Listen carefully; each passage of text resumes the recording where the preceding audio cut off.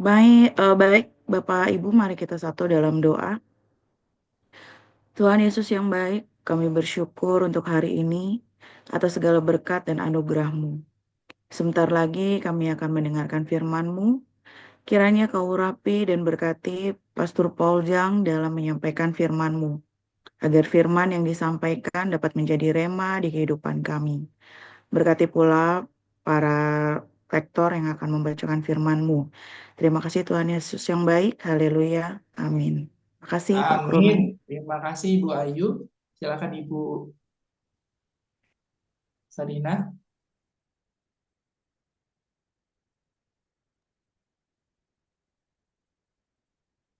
Ya, baik. Saya akan membacakan firman Tuhan yang terambil dari 1 Tawarik 26. Tentang rombongan para penunggu pintu, dari orang Korah ialah Meselemia bin Kore dari keturunan Epiasa. Meselemia mempunyai anak-anak, yakni Zakaria, anak sulung, Yediael, anak yang kedua, Sebaja, anak yang ketiga, Yatniel, anak yang keempat, Elam, anak yang kelima, Yohanan, anak yang keenam, Yoenai, anak yang ketujuh. Obed Edom mempunyai anak-anak, yakni Semaya, anak sulung, Yosabat, anak yang kedua, Yoah, anak yang ketiga, Sakhar, anak yang keempat, Nataneel, anak yang kelima, Amiel, anak yang keenam, Isakhar, anak yang ketujuh, dan Pauletai, anak yang kedelapan, sebab Allah telah memberkati dia. Bagi Semaya, anak Obed Edom itu, lahir anak-anak. Mereka memegang pemerintahan di antara puak mereka, sebab mereka itu adalah pahlawan-pahlawan yang gagah perkasa. Anak-anak Semaya ialah Otni, Refael, Obed, dan Elzabat, serta saudara-saudaranya, yakni Elihu dan Semakia, orang-orang gagah perkasa. Mereka sekalian adalah dari keturunan Obed Edom, yakni mereka sendiri, anak-anak mereka, dan saudara-saudara mereka. Masing-masing orang yang gagah perkasa, cakap untuk pekerjaan itu.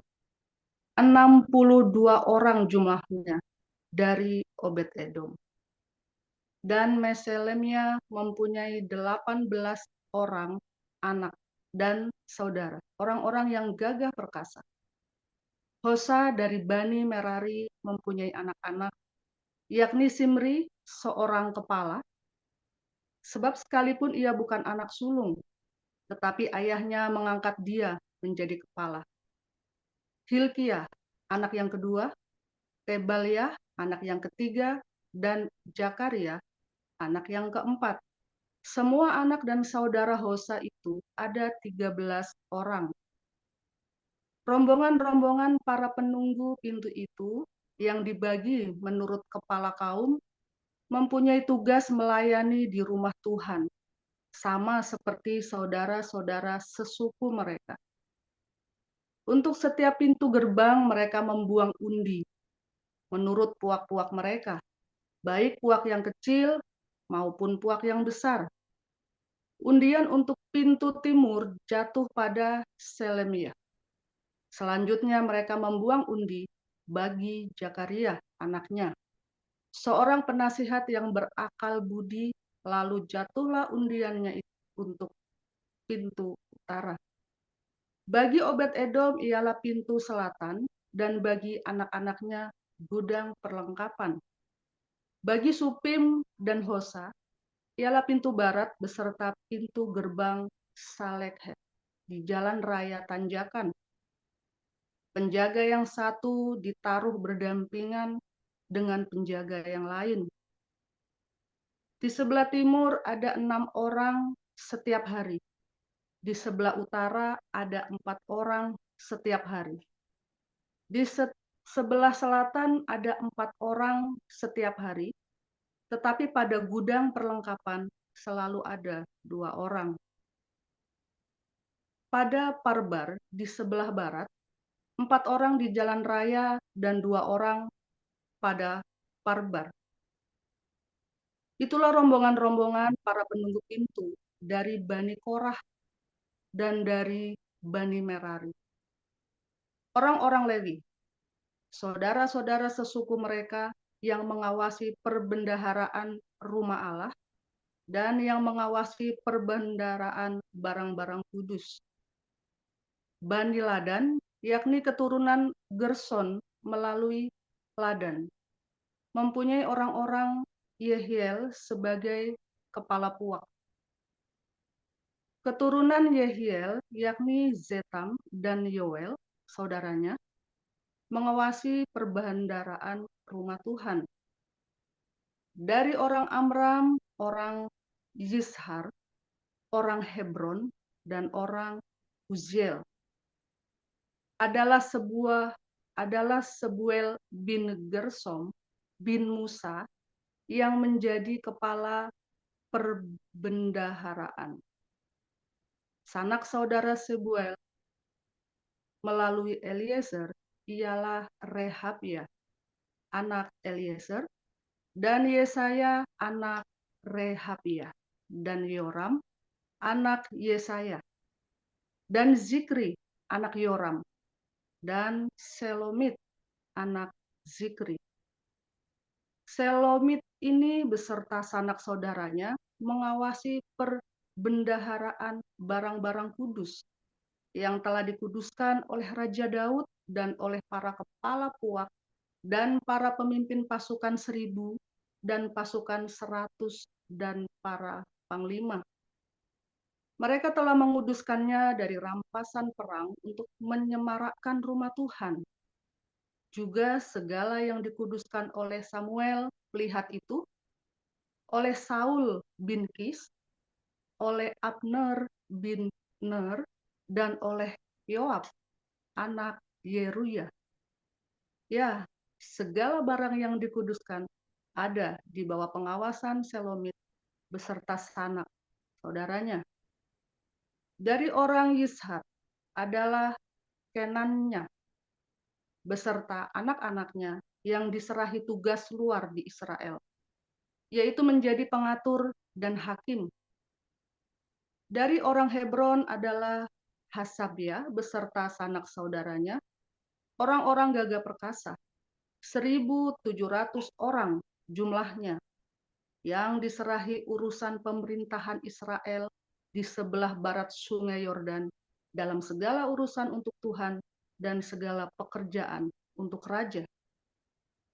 Dari orang Hebron adalah Yeria yang menjadi kepala tentang orang Hebron mengenai keturunannya dan puaknya dalam tahun ke-40 zaman pemerintahan Daud diadakan penyelidikan tentang mereka, dan ternyata bahwa di antara mereka ada pahlawan-pahlawan yang gagah perkasa di Yaeser Gilead. Sanak saudara Yeria, orang-orang yang gagah perkasa, kepala-kepala puak, ada 2.700 orang. Mereka itu diangkat Raja Daud mengawasi orang Ruben, orang Gad, dan suku Manasye, yang setengah itu dalam segala perkara untuk Allah dan segala perkara untuk raja. Demikian. Ya, terima kasih Bu Sarina. Selanjutnya Pak Kuliah, silakan Pak. Ya, saya akan membacakan firman Tuhan dari Lukas 10 ayat 1 sampai dengan 42.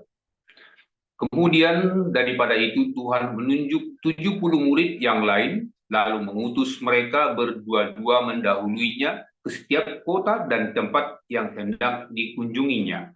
Katanya kepada mereka, tuaian memang banyak, tetapi pekerja sedikit. Karena itu mintalah kepada Tuhan yang mempunyai tuaian supaya ia mengirimkan pekerja-pekerja untuk tuaian itu. Pergilah, sesungguhnya aku mengutus kamu seperti anak domba ke tengah-tengah serigala. Janganlah membawa pundi-pundi atau bekal atau kasut. Dan janganlah memberi salam kepada siapapun selama dalam perjalanan. Kalau kamu memasuki suatu rumah, katakanlah lebih dahulu, damai sejahtera bagi rumah ini. Dan jikalau di situ ada orang yang layak menerima damai sejahtera, maka salammu itu akan tinggal atasnya. Tetapi jika tidak, salammu itu kembali kepadamu. Tinggallah dalam rumah itu, makan dan minumlah apa yang diberikan orang kepadamu. Sebab seorang pekerja patut mendapat upahnya. Janganlah berpindah-pindah rumah. Dan jikalau kamu masuk ke dalam sebuah kota dan kamu diterima di situ, makanlah apa yang dihidangkan kepadamu. Dan sembuhkanlah orang-orang sakit yang ada di situ, dan katakanlah kepada mereka, kerjaan Allah sudah dekat padamu. Tetapi jikalau kamu masuk ke dalam sebuah kota dan kamu tidak diterima di situ, pergilah ke jalan-jalan raya kota itu dan serukanlah, juga debu kotamu yang melekat pada kaki kami kebaskan di depanmu, tapi ketahuilah ini, kerajaan Allah sudah dekat. Aku berkata kepadamu, pada hari itu Sodom akan lebih ringan tanggungannya daripada kota itu. Celakalah engkau Khorazim, celakalah engkau Betsaida, karena jika di Tirus dan di Sidon terjadi mukjizat-mukjizat yang telah terjadi di tengah-tengah kamu, sudah lama mereka bertobat dan berkabung. Akan tetapi, pada waktu penghakiman, tanggungan Tirus dan Sidon akan lebih ringan daripada tanggunganmu. Dan engkau Kapernaum, apakah engkau akan dinaikkan sampai ke langit? Tidak. Engkau akan diturunkan sampai ke dunia orang mati. Barang siapa mendengarkan kamu, ia mendengarkan aku. Dan barang siapa menolak kamu, ia menolak aku. Dan barang siapa menolak aku, ia menolak dia yang mengutus aku. Kemudian ke-70 murid itu kembali dengan gembira dan berkata, Tuhan, juga setan-setan takluk kepada kami demi nama-Mu. Lalu kata Yesus kepada mereka, aku melihat iblis jatuh seperti kilat dari langit. Sesungguhnya aku telah memberikan kuasa kepada kamu untuk menginjak ular dan kalajengking, dan kuasa untuk menahan kekuatan musuh, sehingga tidak ada yang akan membahayakan kamu. Namun demikian janganlah bersukacita karena roh-roh itu takluk kepadamu, tetapi bersukacitalah karena namamu ada terdaftar di sorga. Pada waktu itu juga bergembiralah Yesus dalam Roh Kudus dan berkata, aku bersyukur kepadamu Bapa, Tuhan langit dan bumi, karena semuanya itu engkau sembunyikan bagi orang bijak dan orang pandai, tetapi engkau nyatakan kepada orang kecil. Ya Bapa, itulah yang berkenan kepadamu. Semua telah diserahkan kepadaku oleh Bapakku, dan tidak ada seorang pun yang tahu siapakah anak selain Bapa, dan siapakah Bapa selain anak, dan orang yang kepadanya anak itu berkenan menyatakan hal itu. Sesudah itu berpalinglah Yesus kepada murid-muridnya tersendiri dan berkata, berbahagialah mata yang melihat apa yang kamu lihat. Karena aku berkata kepada kamu, banyak nabi dan raja ingin melihat apa yang kamu lihat, tetapi tidak melihatnya, dan ingin mendengar apa yang kamu dengar, tetapi tidak mendengarnya. Pada suatu kali berdirilah seorang ahli Taurat untuk mencobai Yesus. Katanya, Guru, apa yang harus kuperbuat untuk memperoleh hidup yang kekal? Jawab Yesus kepadanya, apa yang tertulis dalam buku Taurat? Apa yang kau baca di sana? Jawab orang itu, kasihilah Tuhan Allahmu dengan segenap hatimu, dan dengan segenap jiwamu, dan dengan segenap kekuatanmu, dan dengan segenap akal budimu, dan kasihilah sesama manusia seperti dirimu sendiri. Kata Yesus kepadanya, jawabmu itu benar, perbuatlah demikian, maka engkau akan hidup. Tetapi untuk membenarkan dirinya, orang itu berkata kepada Yesus, dan siapakah sesama aku manusia? Jawab Yesus, adalah seorang yang turun dari Yerusalem ke Jericho. Ia jatuh ke tangan penyamun-penyamun yang bukan saja merampoknya habis-habisan, tetapi yang juga memukulnya dan yang sesudah itu pergi meninggalkan setengah mati. Kebetulan ada seorang imam turun melalui jalan itu. Ia melihat orang itu, tetapi ia melewatinya dari seberang jalan. Demikian juga seorang Lewi datang ke tempat itu ketika ia melihat orang itu. Ia melewatinya dari seberang jalan. Lalu datanglah seorang Samaria yang sedang dalam perjalanan ke tempat itu. Dan ketika ia melihat orang itu, tergeraklah hatinya oleh belas kasihan. Ia pergi kepadanya lalu membalut luka-lukanya. Sesudah ia menyiraminya dengan minyak dan anggur, kemudian ia menaikkan orang itu ke atas keledai tunggangannya sendiri, lalu membawanya ke tempat penginapan dan merawatnya. Keesokan harinya, ia menyerahkan 2 dinar kepada pemilik penginapan itu, katanya, rawatlah dia dan jika kau belanjakan lebih dari itu, aku akan menggantinya waktu aku kembali. Siapakah di antara ketiga orang ini menurut pendapatmu adalah sama manusia dari orang yang jatuh ke tangan penyamun itu? Jawab orang itu, orang yang telah menunjukkan belas kasihan kepadanya. Kata Yesus kepadanya, pergilah dan perbuatlah demikian. Ketika Yesus dan murid-muridnya dalam perjalanan, tibalah ia di sebuah kampung. Seorang perempuan yang bernama Marta menerima dia di rumahnya. Perempuan itu mempunyai seorang saudara yang bernama Maria. Maria ini duduk dekat kaki Tuhan dan terus mendengarkan perkataannya. Sedang Marta sibuk sekali melayani. Ia mendekati Yesus dan berkata, Tuhan, tidakkah engkau peduli bahwa saudaraku membiarkan aku melayani seorang diri? Suruhlah dia membantu aku. Tetapi Tuhan menjawabnya, Marta, Marta, engkau khawatir dan menyusahkan diri dengan banyak perkara. Tetapi hanya satu saja yang perlu. Maria telah memilih bagian yang terbaik yang tidak akan diambil daripadanya. Demikian firman Tuhan.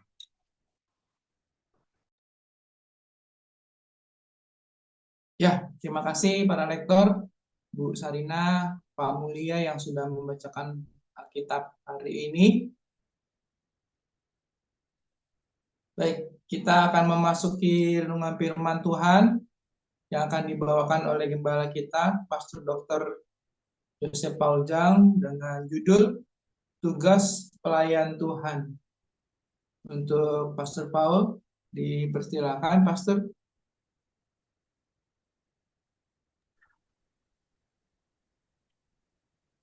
Haleluya, firman Tuhan selalu baru setiap hari. Ketika kita menanti-nantikan Tuhan dengan penuh cinta dan dengan penuh pengharapan dan selalu berbuat baik, jangan lupa saudara. Saudara, hari ini kita belajar, kita ini melayani Tuhan, mengaku sebagai pelayan Tuhan. Kita semua orang Kristen disebut dengan pelayan Tuhan atau hamba Allah. Nah, kalau orang Lewi di zaman perjanjian lama mah gampang, udah jelas tugasnya di rumah Tuhan, di bait suci. Kalau para imam, orang Lewi, ya jelas ya pekerjaannya. Tetapi bagaimana kita dengan para hamba Tuhan di zaman perjanjian baru? Tugasnya apa? Memberitakan Injil, Pak. Nah, iya. Memberitakan Injil itu bagaimana caranya? Teriak-teriak di jalan, Pak. Tapi kan kalian nggak berani teriak-teriak di jalan, ya kan? Masalahnya bukan cuma teriak-teriak di jalan, saudara ya. Anda setelah memberitakan Injil, apakah perbuatanmu juga sebagai saksi menunjukkan perbuatanmu? Kita ini kan hamba Allah, 2 hamba Allah itu ya adalah 2 saksi Allah, ya kan? Kalau bersaksi itu bukan cuma kita ngomong, tapi bersaksi itu juga perbuatan kita, loh, saudara. Apa yang kita lakukan juga adalah sebuah kesaksian. Banyak orang berkhotbah, tetap berkhotbah, khotbahnya menggelegar, kelihatannya berapi-api, tapi kelakuannya badek, saudara. Kelakuannya tidak bersaksi. Oh, itu kan lagu lama, retorika. Tapi memang itu beneran. Banyak orang nggak mau ke gereja karena kelakuanmu, saudara. Kayak sini ya, kita ngeliat ada seorang pelayan Tuhan, tapi dia kecanduan. Dia aktif di gereja, tapi kecanduan, saudara. Sampai mumet saya ngeliatnya itu ya. Ini pelayan Tuhan, tapi kecanduan narkoba, cimek, seks bebas, segala macam. Tapi dia pelayan Tuhan, melayani Tuhan. Dan itu dibiarkan, dimaklumi, kalau itu kelemahan katanya. Kalau kita nggak boleh, kamu harus berhenti, saudara ya. Kalau itu diakui sebagai kelemahan katanya. Nah, sebelum aku kelemahan gimana sih? Dan orang ini terus sering paranoid ya. Sering paranoid, fitnah-fitnah, sana fitnah sini. Nah, orang ini nggak bisa jadi saksi. Dan karena gereja menutup-nutupi kondisi ini dan memaklumi, ya sama ya, zaman itu kan ada apa namanya para uskup, para romo, para kardinal Katolik yang melakukan pedofilia itu kan ditutup-tutupi kan sempat dulu kan. Akhirnya orang nggak mau ke gereja dan mereka marah dengan gereja. Makanya orang Eropa itu banyak nggak mau ke gereja karena kelakuan para pelayan Tuhan ini, saudara. Orang Eropa ini berhenti ke gereja. Mereka bukannya tidak percaya, mereka percaya. Tapi mereka bingung. Ya, makanya Tuhan Yesus pernah ngomelin ya, jangan seperti ahli Farisi ya, dan ahli Taurat dan orang Farisi. Mereka itu menaruhkan hukum yang berat kepadamu yang mereka sendiri tidak sentuh. Saudara, kalau kita mau belajar ya, saudara, kita mau belajar. Setiap hari, kita ini Anda itu seperti Maria dan Marta. Kita kan maunya sibuk melayani Tuhan. Ya, di gereja itu ada itu ya. Orangnya selalu sibuk, tapi dia nggak mau dengar firman Tuhan. Akhirnya saya lihat kelakuannya nggak ini, saudara ya. Dia selalu sibuk, tapi dia nggak mau dengar firman Tuhan. Akhirnya kelakuannya juga nggak baik, saudara. Serius.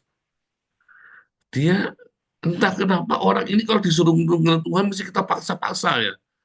Padahal orang Kristen dari lahir.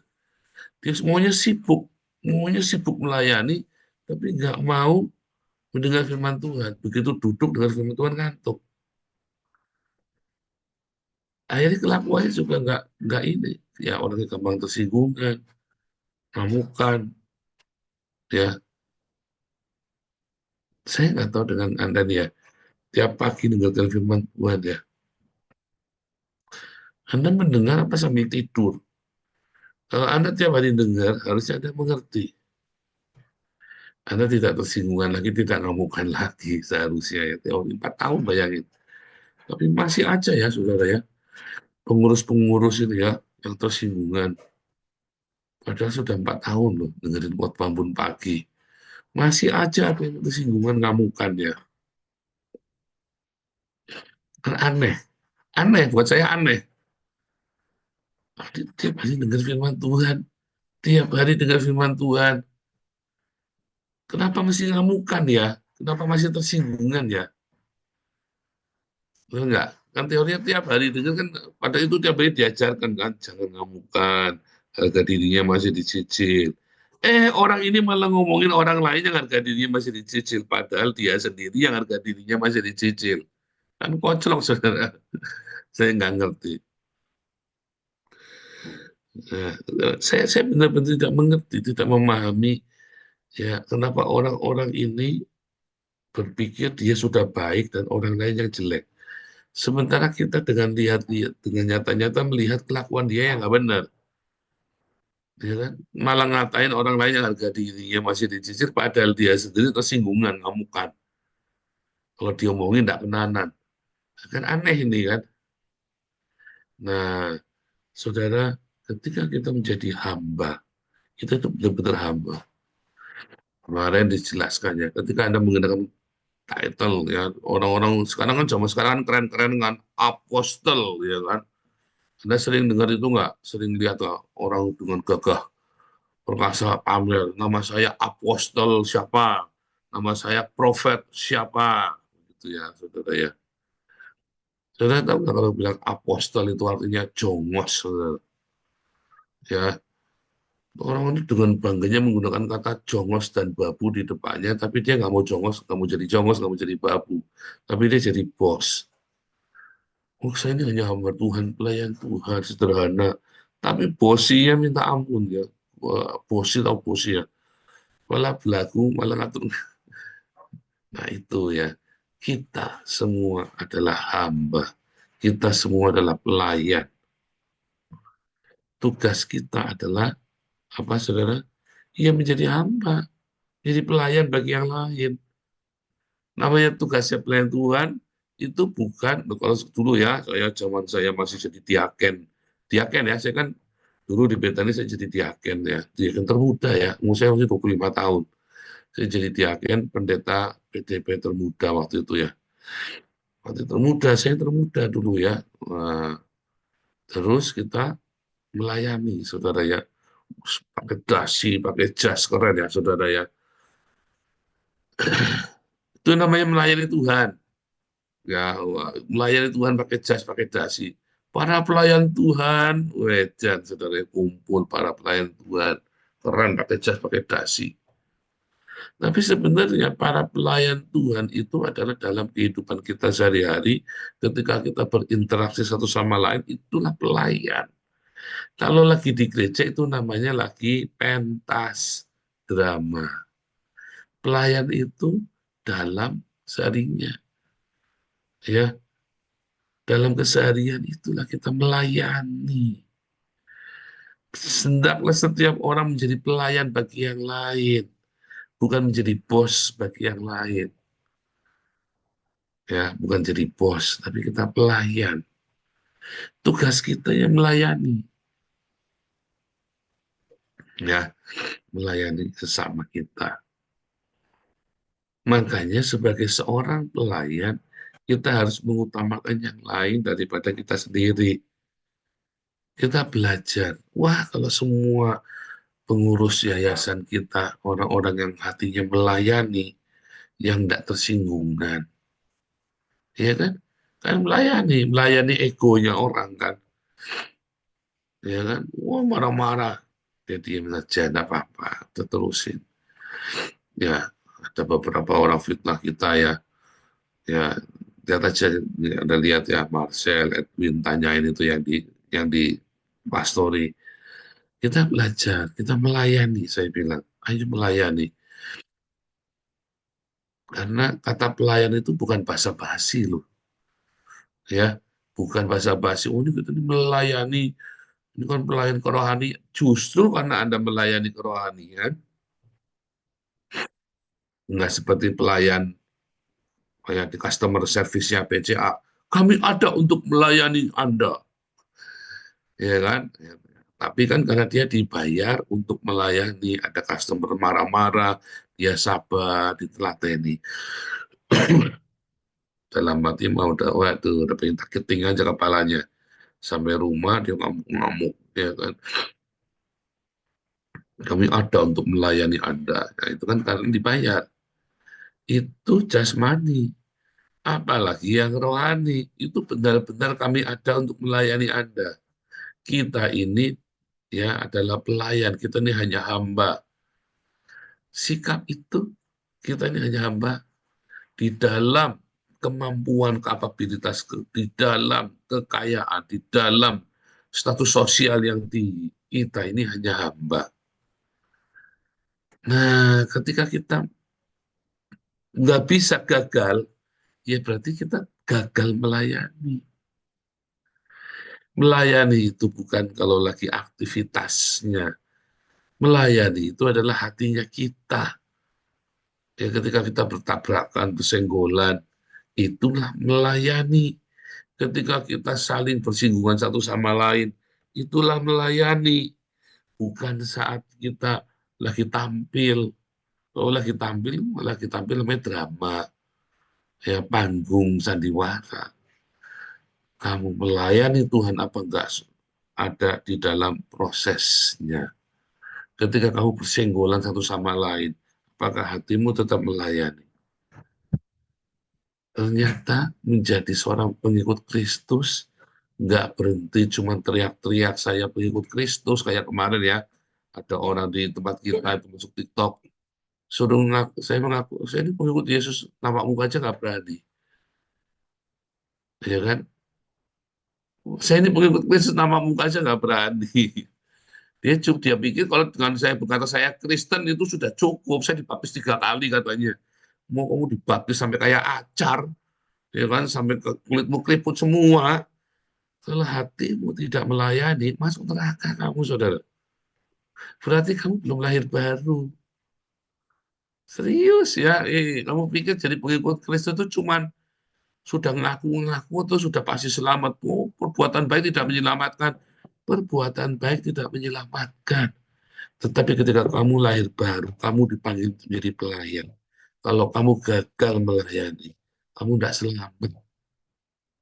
Karena hati yang melayani itu diperoleh dari hati yang lahir baru. Kalau kamu tidak bisa melayani, tidak bisa merendahkan diri satu sama lain, kamu harus cek jangan-jangan kamu belum lahir baru.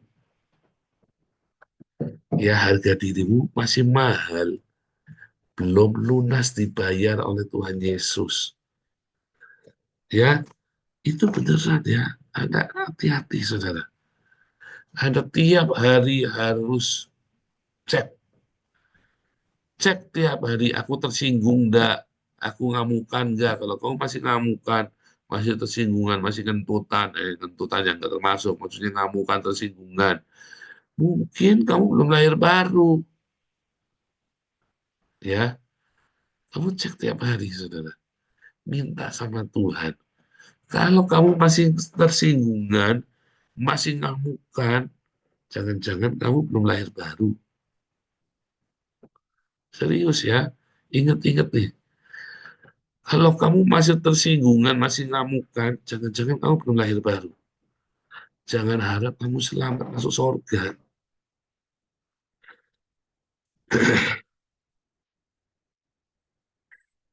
Oke, ingat-ingat hari ini. Tuhan Yesus memberkati.